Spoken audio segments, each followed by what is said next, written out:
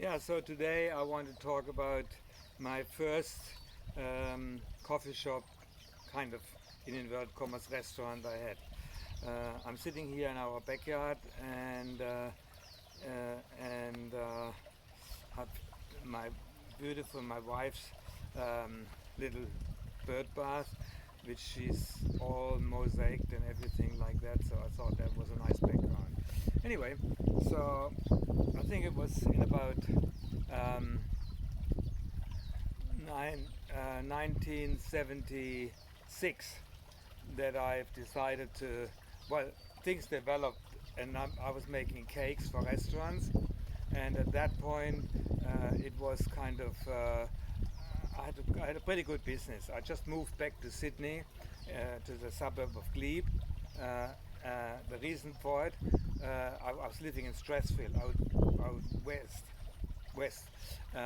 and so it was a long way. But a friend of mine, Peter, which we come to later, another Peter, he uh, his wife, his wife's father died, and he had a house in Huntersville, oh, yeah, yeah, and Hunters Hill, and he so his wife had money, so she bought a house in Glebe, which is pretty much in the center of Sydney. It's very close to the university, Sydney University, and the Seymour Theatre. It's on the street out of Sydney, going west, Parramatta, and places like that. Anyway, so she bought that place. It was a two bedroom house, just a small house in a row. It was the last house in that row of houses, and it was right behind the pub. Uh, and so we kind of, she bought the house, and I moved in, and she says I can do whatever I like with that house. The rent is so much, wasn't very much, and I can do whatever I like. So I decided, okay, I can make that a coffee shop. Uh, and I renovated the first two rooms to have three rooms actually. There was a forecourt, a covered forecourt, and then two rooms which I knocked the wall out and made it bigger. So for for seating, and in the back I had a kitchen, and I put my big ovens in there, and I put my pastry stuff in there, so I could make my cakes from there and deliver into restaurants. So I wasn't in a hurry. I mean, I was 76. I had already worked 4 years at the Sydney Opera House, so I decided, like I do something because I had the time and the business. I got more restaurants to deliver to, so I needed a bigger place. And I thought, well, if I've got this house, I might as well do something with it.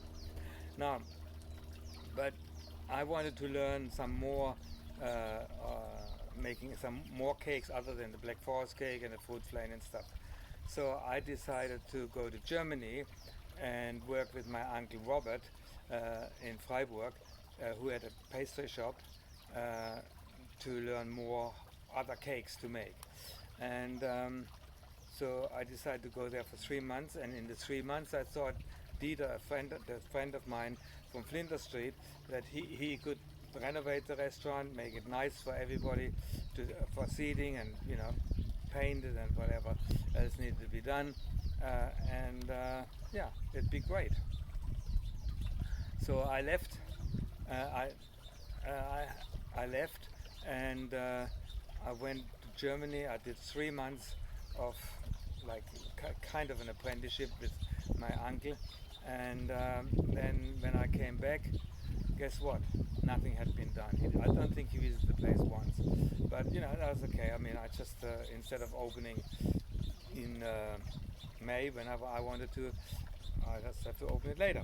It was no big deal, because I still was working full time at the Opera House. Um, but I had off for 3 months. I took off and went. So then I came back, and then we started renovating the place, and it took quite a while. I think about 2 or 3 months to renovate, because I didn't have much money, and it was slow move, and Peter did a lot of favors for me and stuff like that. So eventually the restaurant, the coffee shop opened. It was just seating. I was seating about maybe 30 people in there. I could work it out, but never mind. About 30 people, and it was nice, cozy little place. And so one day, no announcement, no nothing. We just opened the place, and then friends came. Like our friends who knew that we were open. They came and we served them some cake and some coffee and stuff. Didn't make any money at the time. A lot of them insisted to pay because they said, well, you've got a business now, you've got to have some money. And my friend Arnie, Peter's girlfriend at the time, she was in between jobs at that moment.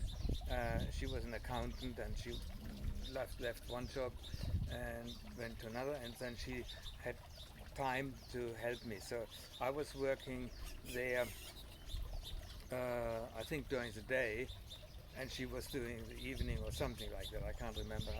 We were only open limited hours, during the day and stuff like that.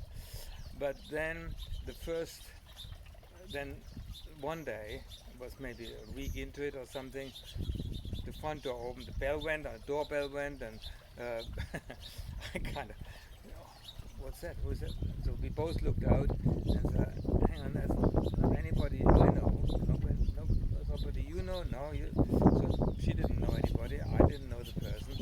So anyway, so we kind of more or less tossed the coin to who is going out there to see who it is. Anyway, so we went out there, and it was a customer. Very timidly walked in and said, "Are you open?" I said, "Yeah, we are open." "Okay, well, you may sit wherever you like." Okay, the person sat down, and it was a couple, I think.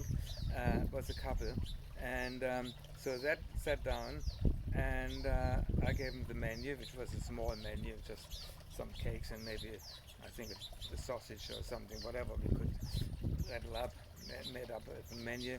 And we gave it the menu, and he looked at it and he says, "Yeah, I think I'll have a hot chocolate." And I started a bit, and then okay. So I looked at the menu. Oh, there was hot chocolate on there. So I went back to see Ernie, and I said, "Well, he wants a hot chocolate. Do you know how to make hot chocolate?" "No." We really didn't have much of an idea of how to make a hot chocolate that quickly. So then I think I ran around the corner in Glebe Point Road. There was a Swiss delicatessen run by two Swiss guys, and I ran in there, and I knew they had some chocolate powder. So I ran in there, got some packet of chocolate powder, and went back, and then we boiled some milk, chocolate in, stirred it up, and there's your hot chocolate. And the person was very happy, and he was a good customer for years and years to come. But that was my first experience, and oh my God, But from then on, it got better by the day. Obviously. Another one which was cute, after a few months, two Americans came in, two ladies, and I usually go around, talk to customers. That's what I like to do. That's why I started the whole thing, really, because I like the conversation. And I talked to them, and they said, oh, they were here visiting Sydney and stuff like that. And so they had a piece of Black Forest cake, and they said, in all seriousness, I said, "Do you know where the Black Forest cake comes from?" And I said, "Well, I thought I did, but what's your version of it?" "Well, it's like this. A man in Texas, a German guy in Texas, he got homesick, and he invented the Black Forest cake in Texas, and that's where it originally comes from." I said, "Oh, okay, that's fine. It's your version of it. That's okay with me." I thought it was quite funny. And another woman one day was an English woman, and she was kind of amazed. My tea was so weak, like probably I just dangled the tea bag over the water. I don't know, but it was so weak, and she said it's the best weak tea she's ever had. I said, "Okay, thank you very much." So I got a few good reviews. In those days, we didn't have reviews, or so it was just. But I never did any advertising. It just, oh yes, no, I didn't do any advertising. It just went from one mouse to mouse. It was good. Um, and then one day I advertised for a cook in the local paper, looking for a cook. So this woman came in and said she wants to apply for that job as a cook. And I said, so are you a cook? And she says, no, but my name is Cook. So what do you do?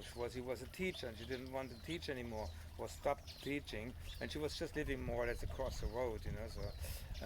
So I said, okay, if you want to cook, that's fine with me.